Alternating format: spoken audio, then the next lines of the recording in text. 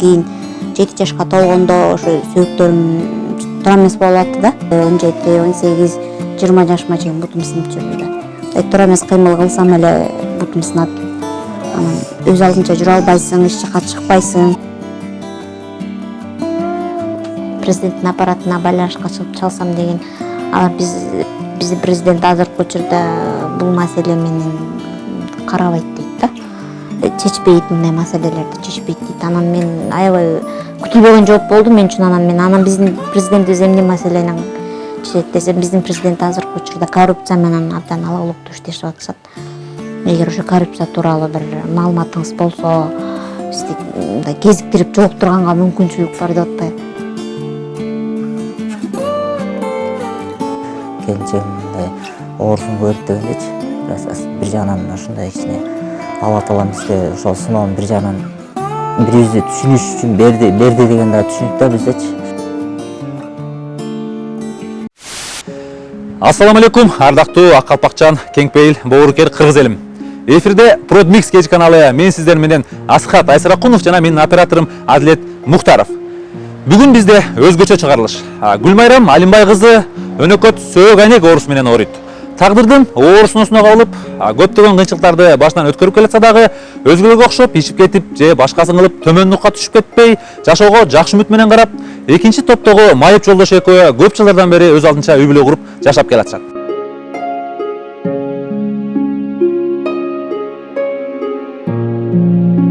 Бүгүнкү күнү көпчүлүк кыздарыбыз жараткан Алла Тааламдын берген белегинен баш тартып, аборт кылдырып чачышса, биздин каарманыбыз дарыгерлердин төрөй албайсың дегенине карабай, өз өмүрүн тобокелге салып, жакында эле жолдош экөө татынакай кыздуу да болушту. Мындай диагноз менен көз жарган Кыргызстанда эч ким болбоптур. Анда эмесе калган кепти Хуштал эне деген атка ээ болгон каарманыбыздын өз-өзүнөн угалы. Ассаламу алейкумдар. Саламатсыздарбы? Кандайсыздар? Жакшысыздарбы? Саламатсыздарбы? Жакшысыздарбы?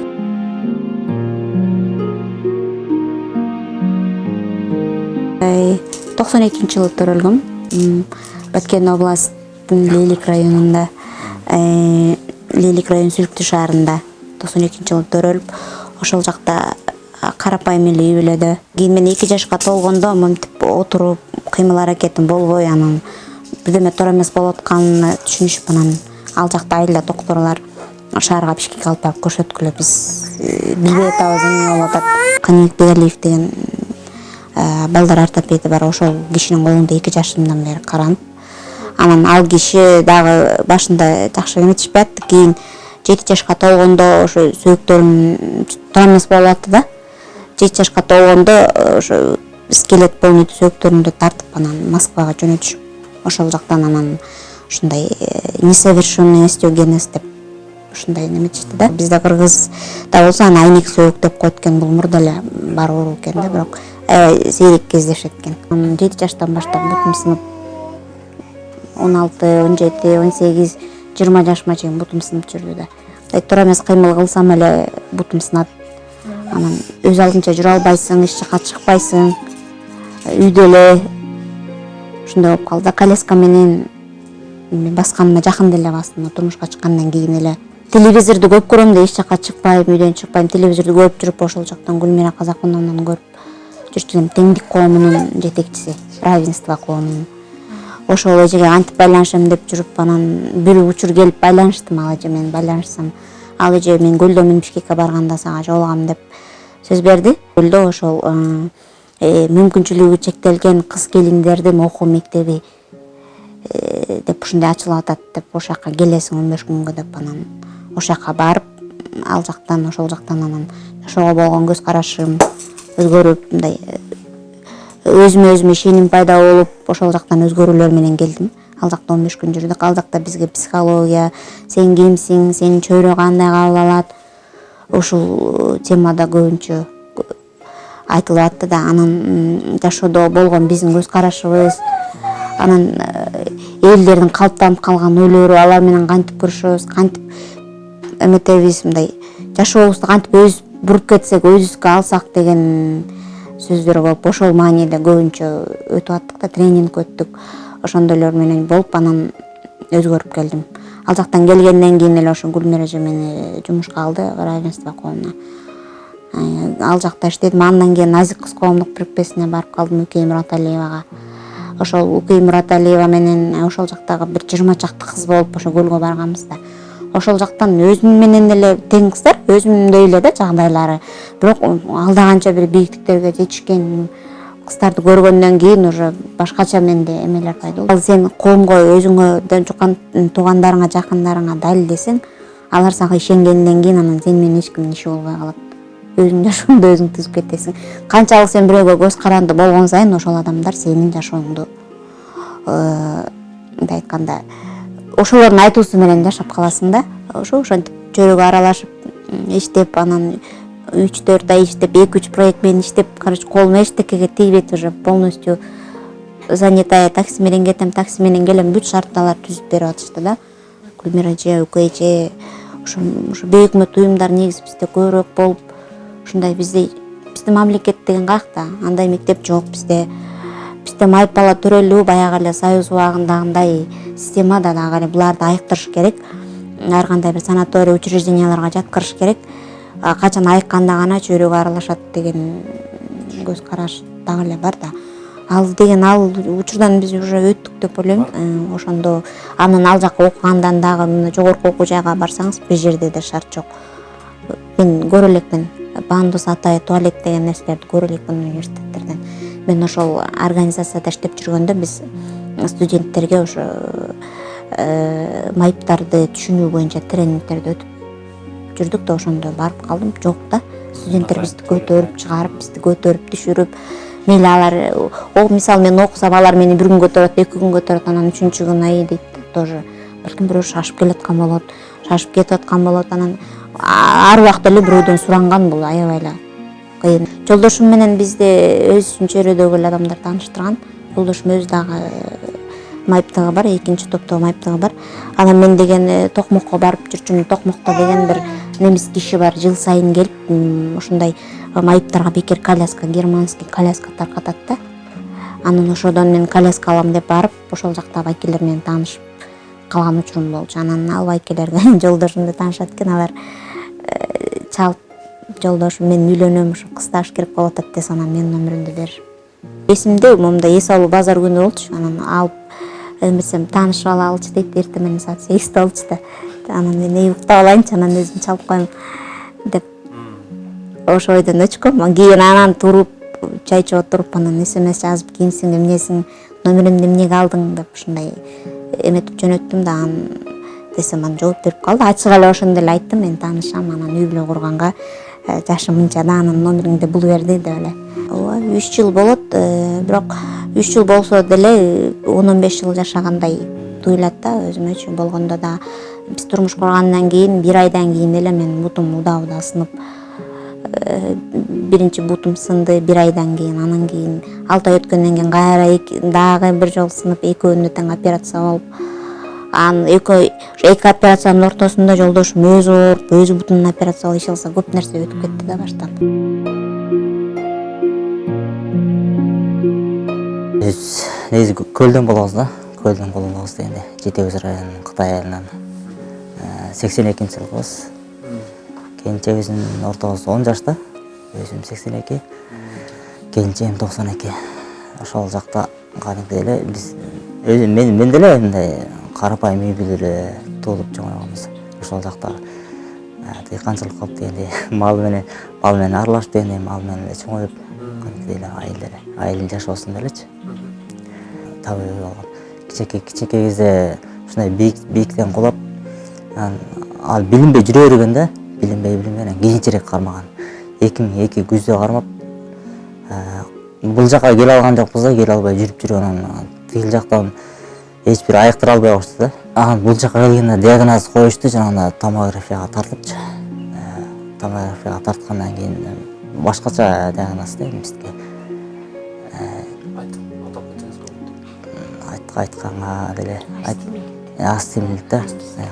Жан баш сөөктү чыгарып, кайра салышты да, чыгарып ичине баягы кичинекей кезде жыгылгандан кийин жан баш сөөк ичинен урунуп калган, чирий берген экен да, баягы чирип жүрүп бара келип анан кийинчерээк кармаган да, чоңойгондон кийин.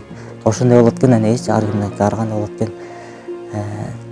операция кылып 2,5 ай гипсте жаттым, анда кыймылдабай эле.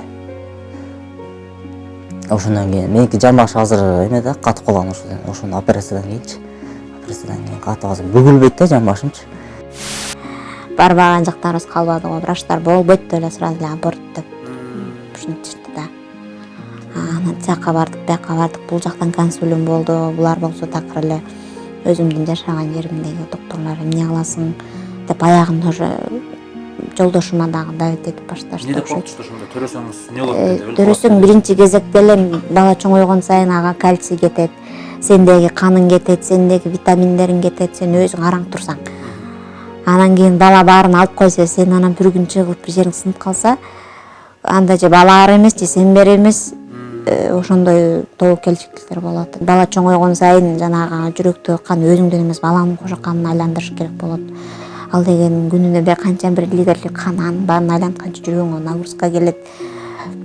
Кыскасы болбойт, бөйрөктөрүң табар, бул ичиң элестете албай атабыз биз момундай ден соолугу сак аялдар араң төрөбүз, анан сен бул курсагыңды кара, белиңди кара, өзүң карасаң деп эле ушинтишип. Анан мен болбой эле үнчүкпай ыйлактап отуруп алсам, анан күйөөмө сага аял керекпи, анан деп ушинтип башташты да. Биз негизи мисалы мен балалуу болосу деп күткөн эмесмин да. Өзүмдүн ден соолугум мындай болсоң какта бала. Ал жөнүндө ойлогон деле эмеспиз. Болгону болуп калды, эми ушу аракет кылып көрөлү деп атабыз десем, анан өзүң кандай элестетесиң деп ошо профессор киши анан билесиңби, Кыргызстанда мындай болгон эмес, бизде практика жок деди да. Мейли, бизде практика жок. Сен это биринчи жолу ушундай болуп атат, уникальный случай. Биз канча жылдан бери, 30-40 жылдан бери иштейбиз, гинекологияда төрөтөбүз, бирок ушу сенкиндей диагноз менен төрөгөн эч ким жок Кыргызстанда деп. Анан кандай болот? Сен азыр кокуз бирдемке туура эмес болуп калса, сага деген кадимки аялдарга кылгандай болбойт да, метод башкачараак болуш керек. Сени общий состоянияңды эске алыш керек. Кантип элестетесиң дегенде анан мен үнчүкпай калып, анан көрүшүп, белдеримди көрүшүп, баары жок деп калышты да. Баарына макулмун дедим. Силер эмне кылышыңыздар керек болсо кылыңыздар, только ушу сизге эле каранайын. Сиз учетко алып, сиз көзөмөлдөңүз. Эмне керек болсо айтыңыз, кандай кылыш керек болсо айтыңыз. Анан бир жоопкерчиликтин баарын мен өзүм алам. Дедим, бирде туура эмес бир күтпөгөн жагдайлар болуп кетсе, мен өзүм жооп берем дедим да. Силерге эч кандай доом болбойт. Врачым дагы кайра бир сыйра эскертти. Мындай болгондо мындай болот, тигиндей болгондо тигиндей болот. Операция болуп калсаң балаң болбой калат деп, анан эң аягында эле ошо балаң оорукчан төрүлүшү мүмкүн деп ошол эмелерди да эскертип. Анан сразу витаминдерди кымбат анализдерди тапшырдым. Анан кийин 9 айга чейин ошол өзү карап, анан өзү кесарево кылып алып берди да. Операция болуп баланы алып чыккандан кийин келип баары кезектеп карап, кол бутун кармалашып, абсолютно здоровый ребенок деп өздөрү да таң калып. Таң калып, бизде биринчи жолу мындай болуп атат. Жакшы болду, бактылуу болсун деп эле баарлары эметип атышты. Негизги киреше булагыбыз бул биздин пенсия. Мен 4000 алам, күйөөм 5000 алат. Анан Ош базардан күнүмдүк эмебизге барып иштеп келет күйөөм. Майда-чүйдө каттарыбызга 4000 менен анан 5000 менен элестетиңиздер, жашоо болбойт да. Ош базарда иштеп жүрүп анан ушу баягы жалгыз жашап жүрсүм да батирдечи.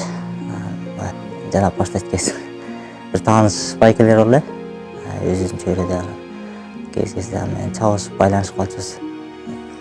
Бир күн чалып эле айтып калдым, байке деп, ушундай үйлөнүш керек болот депчи. Десем эле анан ушундай бир жакшынакай бир кыз бар деп ошо келинчегим номерин берди. Чалып эле сүйлөшкөндөр мындай сүйлөгөндө эле кээ бир адамдар мындай сүйлөгөндөн эле билинет экен да, учурашканда элечи. Ошондо эле мага мындай таасир этти да, мындай айткандачы. Келип биринчи көргөндө чынында мындай балдак менен басып жүрөт да. Балдак биринчи көргөндө кичине мындай башкача болуп түштүм да. Таанышып уже жакындан таанышып сүйлөшкөндөн кайра башкача сезимдер башталды да.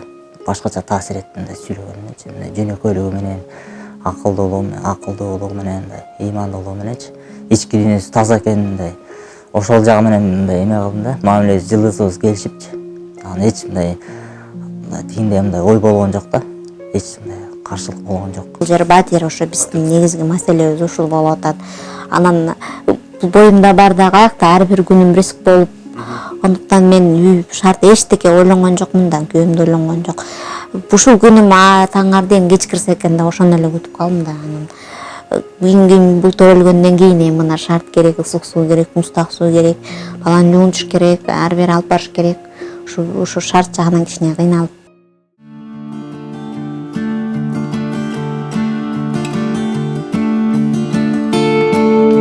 Өзүм араң жатсам дагы туруп карап, анан ошо караган сайын ишене албайм да. Мен 6 айга чейин ишенген жокмун ошо төрөлгөнүнө. Ишенбей мындай түшүм сыяктуу эле болуп атты да, азыр ойгонсом баары бүтүп калды деген сыяктуу болуп. Анан 16 жашымдан бери операция болуп кеттим сынган сайын. Ошондо общий бир 5 жолу болдум ошо. 5 жолу ана акыркы наркозум ошо Кесарево. Бул эми местный наркоз беришти да. Белимден эле. Машинебиз жок да. Анын маршрутка менен, анын буну менен маршрутка уже болбой калды. Анан азыр чыккан сайын такси биздин бир күндө эле 600-700 таксиге расходубуз кетет. Күйөөм ошо подрабатывать этип ошо биздин таксибизди эле чыгарганга аракет кылат. Анан калган пенсиябызга кийим кечет, памперс, продукту. Эң башкысы эми бизге ден соолук ден соолугубуз болуп, мындай жакшы мындай үйлүү болуп калсак дегендей, кызыбызды жакшылап чоңойто алсак, алда биз көргөндү ал көрбөсүн дегенде ушундай ниетибиз. Жашообуз жакшынакай болду эле. Мен деген агам анан иним бар. Агам өзүнүн семьясы менен ошо дагы бир белгилей кетчү нерсем ошо боюмда болгондо мен эгер мейли өлүп калсам дагы төрөйм деген чечимди бир кол менен колдошту да. Ата энем дагы, туугандарым, айрыкча агам, менден улуу агам, анан кайнэжелерим, кайын журтум колдошту. Анын бир гана эмеси апам бул жерде кичине ойлонуп атты да. Апам ыйлап айтканы бар эсимде, ушу 8 ай болуп калды, 7 ай болуп калды да. Мынтип бараң барсам, сен мындай боюңда болоруң билгенде мен сени күйөөгө бербейт болчумун деп. Ушу кичине 2 ай болсо ушу жанагы врачтар менен ызы чогуп жүргөн кезибиз да. Мындай болоруң билгенде мен сени күйөөгө бербейт болчумун, андан көрө жөн эле жүрө бергениң жакшы эле. Мен мындай сени турмушка чыгып, мындай жалгыз болбошуңду каалап, анан такыр бала десең багып алсаңарбы деген ой менен ойлогон болдум да. Итанам мынтип сенин боюңда болоруңду билген эмесмин. Болот деп деле ойлогон эмес да. Мен өзүм деле ойлогон эмесмин. Андан кийин 6 айдан өткөндөн кийин анан апамда кичине деми эметти окшойт. Кийин жаңы төрөлгөндөн кийин 2-чи күндөн баштап барып буну көргөн сайын да апам ыйлайт. Анан апам кеткенден кийин ана мен ыйлайм. Ушинтип больницадан чыкканча. Мен эч ким албайт деп ойлочумун да. Мен күйөөгө тийбейм деп анан жанагы көлдөн лагерден келгенден кийин ал жактагы ушу турмушка чыкпаган кыздар деле карьерадан өзүнүн ордун таап, үй бүлөсүн багып, өздөрүнүн кенин багып, ушул жаатка басым жасап аткам да. Андан көрө ошол иштеп мен окуп, билим алып, кичине башкача тармакка кетем деп. Анан кийин бирок негизи апамдын, азыр айтсам апам айтчу да, кыздын бактысы үй бүлөдө деп эле ушинтип апам айтып берет эле да. Анан ошол сөздөрдөнбү негизи түпкүрүндө ушу күйөөгө тийсем деген оюм, мындай үй бүлө бүтсөм деген ой болчу да. Эмнеге дегенде жалгыздык жаман да. Дайыма ата энем, бир туугандарым кучоосундамын, бирок адамдын өзүнүн жан дүйнөсү жалгыз болсо, өзүң жалгыз болсоң болбойт го деп ойлочумун да. Айрыкча кечинде жатканда эмне болот, ата энем жок болуп калганда кандай учур болот деген ойлорду ойлоп, андан көрө ошон үчүн күйөөгө тийиш керек. Жолдош мени алат деп деле ойлочу эмесмин да. Жолукканда барганда ал жакта ардымкөн сүйлөп эле ушинтип бош убактымды кетириш мааниде эле болуп калчу эле да. Бир карайт, 2 карайт, анан баары өзүнүн жолу менен кетет да деген эле ой менен болгом. Көнбөйт деп мен баары ошентип ойлочумун, көнбөйт эле. Кийин эле анан күйөөм айтып калды, алар өзүңөр билесиңер деп чечти. Жашоо өзүңөрдүкү, ошо үйлөнсөң да өзүңдүкү, үйлөнбөсөң да өзүңдүкү. Үйлөнгөнүң менен келип мага чайымды коюп бербейсиңер, өзүңөрдүн оокатыңарды өзүңөр кыласыңар деп ушундай дешти деп. Анан апам сүйүндү, бирок аябай. Баарынан апам сүйүнүп, мен бирок дагы деле ишене албай аттым да, эмнегедир. Сүйүнүп анан апам болот деп апам эле сразу. Атам болсо кичине ойлонуп туруп, бир туугандары эмне дейт экен, ата энеси эмне дейт экен деп эле ошентип эметти. Анан кайненем да макул болуп, кийин келишип анан үйдөн сөйкө салып ушинтип алып кетишкен.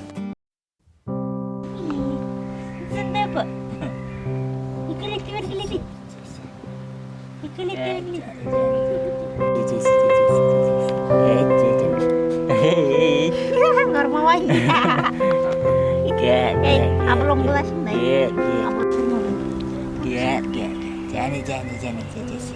Жени.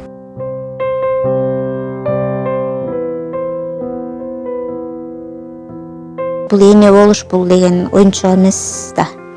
Бул абдан олуттуу чечим. Буну мындай чечимге келип атканда адам кенен ойлонуш керек. Анан эле ошол бала болоодон алдыңкы процедураларды негизгиси ошону ойлонуш керек.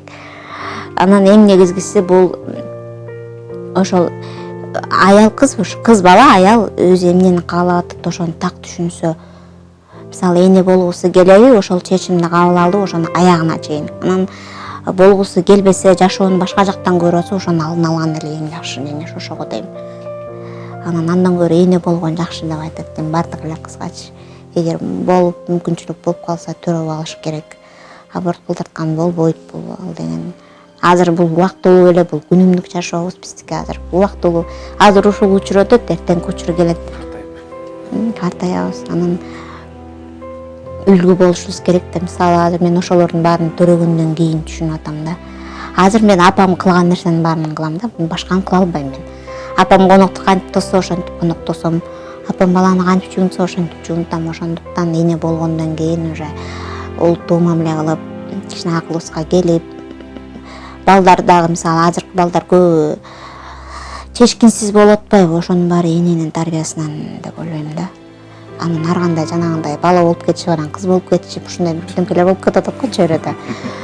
Ошону да аябай мени кичине ойлондурат да ошондой маселелерчи. Кийинки биздин муун кандай болот депчи, ошолор туура эмес көрүнүш деп айтат элем. Акимиятка барып, акимиятта 7-8 жылдан бери мен кезекте турам аякта. Анан кийин мэрияга байланышып, мэрияга чыксам биздин балаңызда үй жок.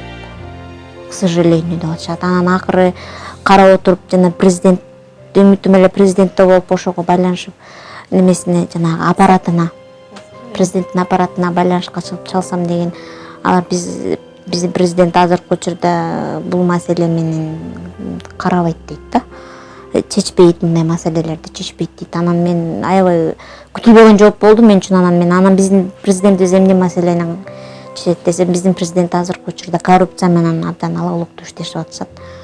Эгер ошо коррупция тууралуу бир маалыматыңыз болсо, бизди кезиктирип жолуктурганга мүмкүнчүлүк бар деп атпайбы. Ошо эмки келип аткан жылды, 2020-жылды ошо мүмкүнчүлүгү чектелген жарандардын жылы деп белгилеп, биздей үй бүлөлөргө, ушундай жарандарга кичине мамлекеттик деңгээлде көңүл бөлүнсө деп суранат элем да.